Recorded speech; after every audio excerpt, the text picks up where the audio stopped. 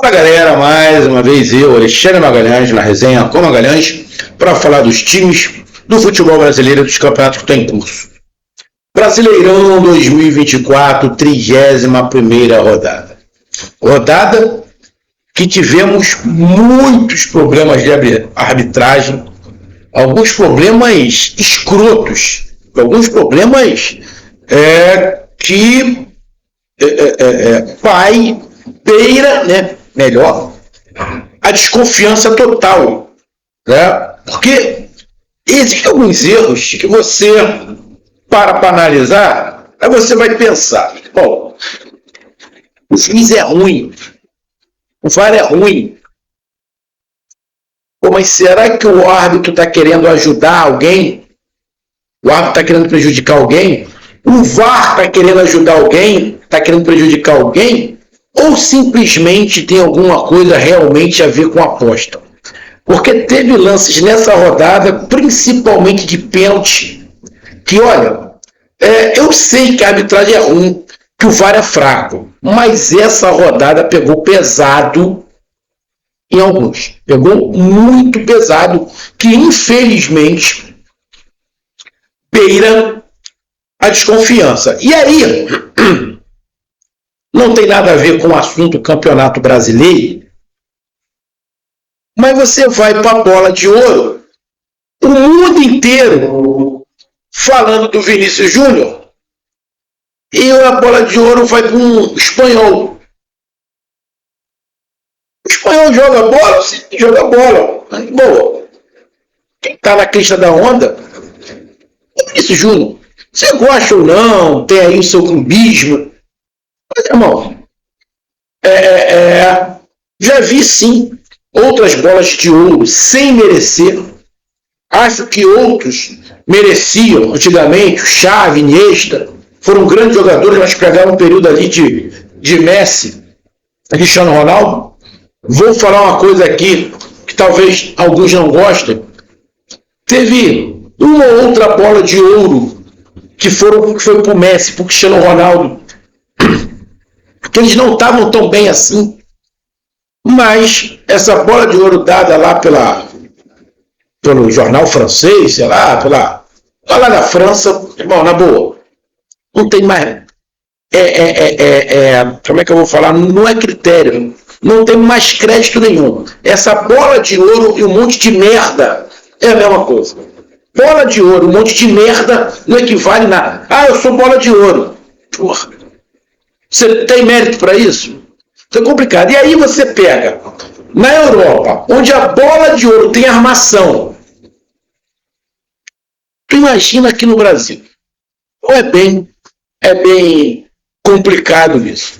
E aí, nesse Campeonato Brasileiro, nesta segunda-feira, que tivemos jogos sábado e segunda, porque domingo foi eleição, 8 jogos no sábado e 2 jogos na segunda. Na segunda, o Corinthians jogou fora de casa contra o Cuiabá e venceu por 1-0. E tivemos Vasco da Gama e Bahia. Os dois times olhando para o alto da tabela, pensando aí numa pré-Libertadores, Sul-Americana, pré-Libertadores, mas o objetivo é uma pré-Libertadores, na minha opinião, do Bahia e do Vasco. O Bahia um pouco mais à frente na tabela, e o Vasco, depois de altos e baixos, conseguiu se firmar e está querendo chegar ali, para quem sabe uma vagazinha, quem sabe vira um G7, um G8. Se não virar G8, eu acho difícil o Vasco conseguir chegar. Vou até dar uma olhada na tabela de classificação. O Bahia é menos difícil, porém o Bahia vem derrapando demais. E, na minha opinião, o que está acontecendo com o Bahia era muito claro que ia acontecer. Sou um torcedor do Bahia que gosta de mentira, que eu não percebia isso. Agora, quem gosta de verdade, quem gosta de ver, enxergar a realidade, sabia que o time do Bahia ia chegar um momento que ia dar uma travada, ia dar uma caída brusca. Por quê? O Bahia tem que entender que não é de uma hora para outra. Eu falei, o Bahia tem que mirar e ver como é que o Botafogo está fazendo as coisas. É o segundo ano de SAF do Bahia. Olha o segundo ano da SAF do Botafogo ano passado. Deu uma xeringada e depois do Botafogo caiu. O Bahia está indo pelo mesmo caminho. Só que tem gente que quer para ontem. Agora, para fazer o que o Botafogo está fazendo, o Botafogo ainda não ganhou nada. Mas está muito melhor do que ano passado. É finalista da Libertadores. Provavelmente vai ganhar o brasileiro. Mas para o Bahia fazer o que o Botafogo está fazendo, vai ter que meter a mão no bolso do ídolo. Porque o Textor meteu a mão no bolso do ídolo. E pelo que eu escutei de comentários, de entrevistas, o pensamento do City não é muito esse. É ir mais devagar. O Textor foi com força. Parece que o City vai mais devagar. Mas eu tinha falado. Até porque, eu vou lembrar lá atrás, a torcida do Bahia que me criticou muito, o aporte financeiro do Grupo City para o Bahia, que comprou o futebol do Bahia, foi baixo. 1 bilhão para 10 anos, sei lá, 15 anos, é pouco. Ah, mas tem investimentos assim, tem investimentos ali, legal. Desde que esteja tirando dinheiro. Porque o Grupo City não vai só ficar colocando.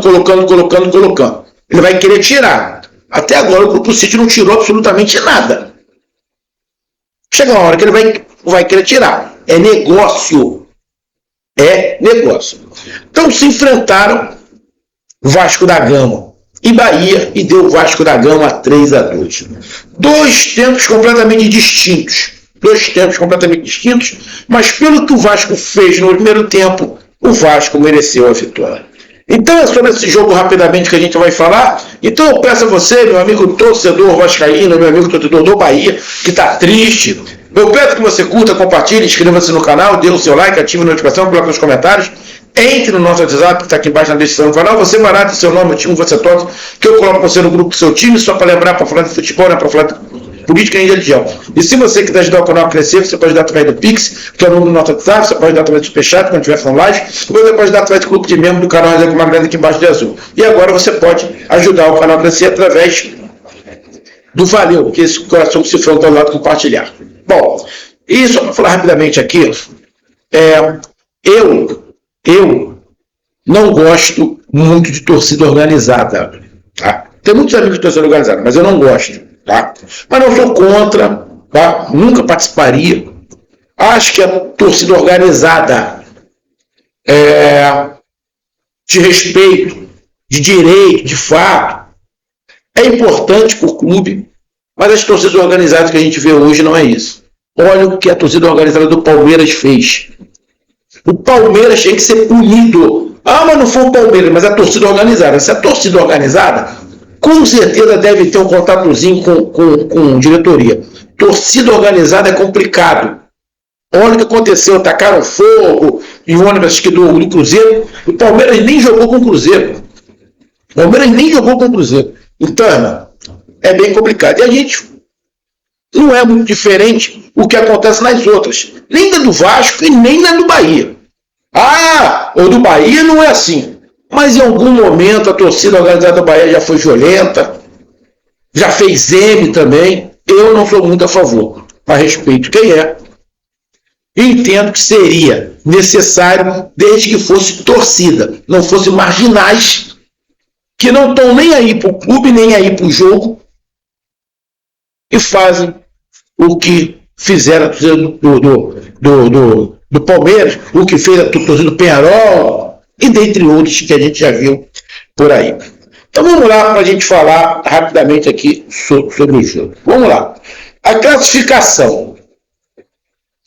Com esse resultado, o Vasco da Gama sobe para a 9ª colocação com 43 pontos. 43 pontos. Não passa o Bahia. O Bahia é o 7º com 46. Só que hoje, Bahia e Vasco da Gama estão fora da Libertadores. Estão na Sul-Americana. E lembrando, o Bahia agora está a 5 pontos do São Paulo, que está no G6, que é o 6º colocado. Então, amigo torcedor, está faltando 7 rodadas. 32, 33, 34, 35, 36, 37, 38. 7 rodadas. Então aí o Bahia já tem uma rodada a menos. O Bahia tem que contar com o tropeço de São Paulo, o tropeço de Internacional, o tropeço de Flamengo.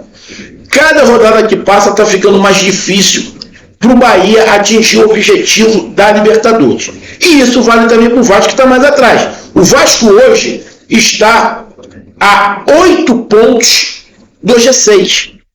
Para o Vasco, na minha opinião, fica muito difícil, quase que impossível hoje o Vasco pensar em Libertadores. Para Vasco e Bahia pensar em Libertadores hoje, tem que virar G8. E aí, para virar G8, a dupla Bahia e Vasco vai ter que torcer para arquirrivais.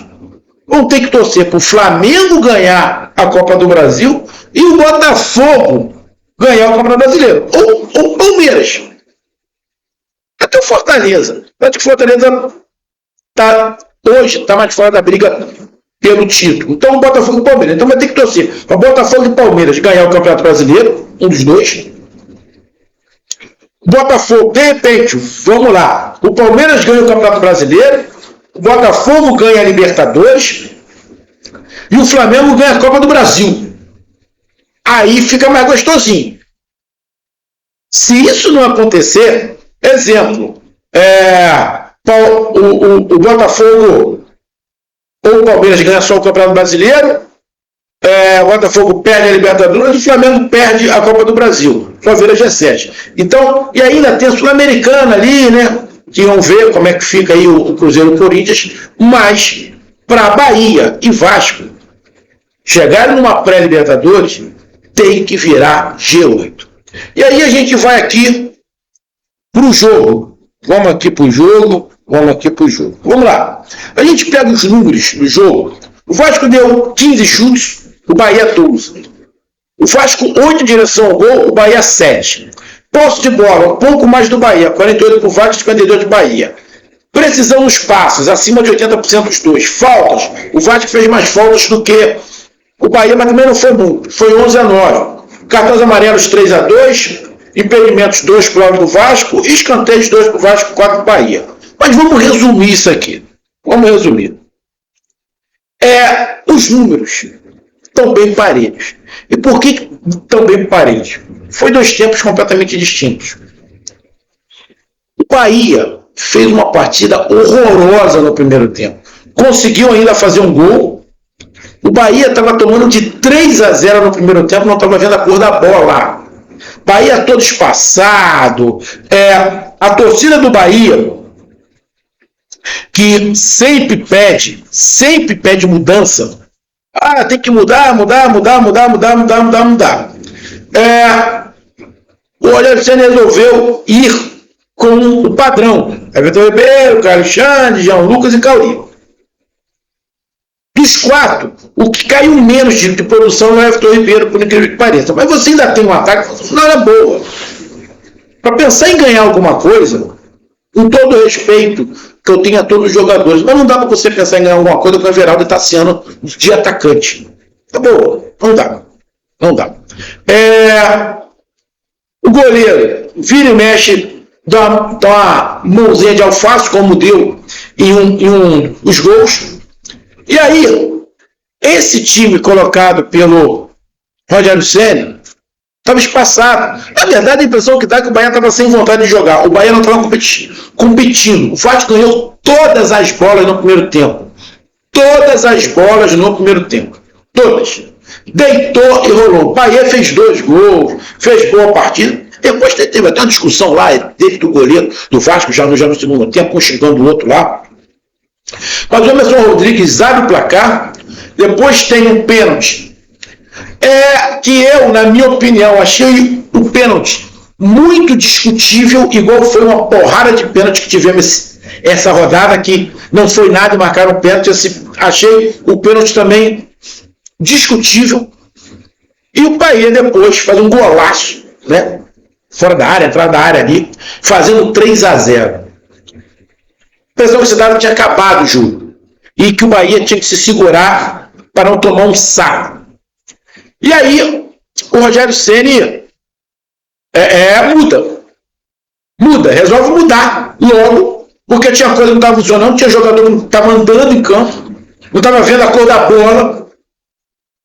Aí muda logo 2 jogadores, e aí o Bahia dá uma melhorada, o Vasco também dá uma recuada e consegue fazer o gol com o Luciano Rodrigues. Vai lá, recoloca o Bahia no jogo com as mexidas ali do Rogério Ceni. E aí volta para o segundo tempo. Quando volta para o segundo tempo, o Rogério Ceni já volta com mais 2 substituições. E aí o Rogério Ceni muda praticamente todo mundo ali na frente. Ele tirou Caio Alexandre, Jean Lucas, Cauli, Everaldo. Da parte da frente ele só deixou o Tassiano e o Everton Ribeiro. E aí mudou geral. E aí o time do Bahia, que não é um time ruim, tá? É um time bom, começou a jogar e começou a competir. Quando o Bahia começou a jogar e começou a competir, dificultou para o Vasco. E aí o Bahia começou a comandar, começou a ficar com mais que a bola, começou a jogar o estilo Bahia, porém, esse estilo Bahia que a gente está acostumado, ficou um pouco comprometido pelas mudanças. E aí as características dos jogadores são bem diferentes. Os jogadores que entraram são bem diferentes do Caio Alexandre, são bem diferentes do Cauli, são bem diferentes do Jean Lucas, mas que não estavam fazendo nada. Então entrou outros jogadores com menos qualidade, mas com muita vontade. E aí equilibrou bastante o jogo, e por momentos do segundo tempo o Bahia foi melhor e acabou fazendo o segundo gol, entrando de vez no jogo, sendo melhor com o Ademir, sendo melhor que o Vasco da Gama. O Vasco da Gama começou a bater pino, começou a bater cabeça, a torcida do Vasco ficou em silêncio,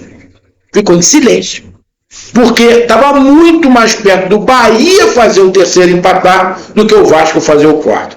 E o Bahia pressionou, o Vasco conseguiu dar uma ou outra xeringada, e nos acréscimos aos 48 minutos, o Ratão, se eu não estiver enganado, pegar aqui, o Rafael Ratão, uma jogada muito bem trabalhada do Bahia, a bola me jogaram para dentro da área, o Ratão bate de chapa, o goleiro pega, sobra para ele, mas a bola bate nas pernas dele e sai rente à trave.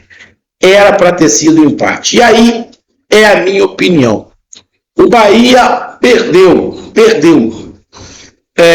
Mas pelo que o Bahia produziu no segundo tempo, o Bahia talvez merecesse o empate. O Vasco foi melhor, muito melhor no primeiro tempo, mas vacilou e tomou um gol. E no segundo tempo, na minha opinião, o Vasco foi superior, o Bahia foi superior. E não saiu o empate. O detalhe, se tivesse saído o empate, eu ia te falar. Justo. Vascaínos vão ficar com raiva, mas justo. Por quê? O Vasco jogou no primeiro tempo e não jogou no segundo tempo e foi dominado pelo Bahia pelas mudanças que o Rogério Ceni fez. Será que o Rogério Ceni errou iniciar com aquele quarteto? Irmão, a torcida do Bahia, todo mundo falou que esse quarteto do Bahia é um dos melhores do Brasil. Só que ia cansar. Todo mundo sabia disso. Só aqueles que vivem numa bolha ou gostam de escutar mentira. E isso aconteceu. E aí, a gente está vendo o que está acontecendo com o Bahia. O Bahia está caindo, ou já caiu fisicamente, ficou um time muito manjado e não tem peças de substituição à altura para o estilo de jogo do Rogério Ceni. Muita gente vai colocar toda a culpa no Rogério Ceni, toda a culpa na comissão técnica. Mas dá para vocês também olhar um pouquinho para o Grupo City que está bancando o Bahia. Eles não são ilesos, eles não estão isentos de culpa. Então, 3-2 Vasco da Gama, um grande resultado, até porque por muito pouco, o Bahia não empata. E não seria injusto. Então tá aí a minha análise, um grande abraço, até mais. Valeu, tamo junto, fui!